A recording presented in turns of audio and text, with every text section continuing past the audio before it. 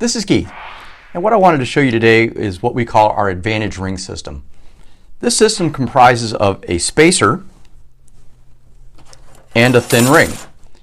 And what this does is it allows you to put the current modern thin ring technology into an older, larger groove piston.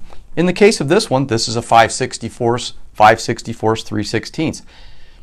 This spacer, which is 30 thousandths thick, allows us to put a 1.2 millimeter ring into that existing ring groove, significantly reducing rotating friction and drag in the engine.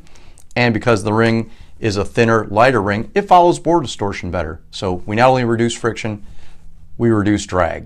Both are a plus. We're going to get more horsepower at the end of the crankshaft.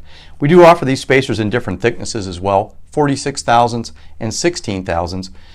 Depending on your ring groove size and the size of the ring you want to combine it with, you can take this 5/64 groove down to 0.8 millimeter.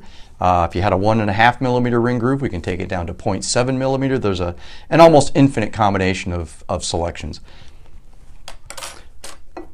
Once the spacer is installed on the piston, simply put one end in, rotate it in, kind of like an oil ring rail.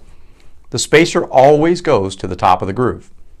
Same in the second ring groove. It always goes to the top of the groove. It should always bite the piston nice and tight. It should always have some end gap, no minimum, but it always needs to have some gap. And it should never stick out of the ring groove. If it sticks out of the ring groove, it could potentially hit the cylinder wall, and that would make for a really bad day.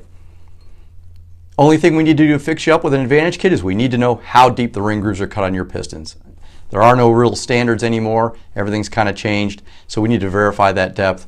Outside of that, the Advantage ring kit is a great way to pick up some power.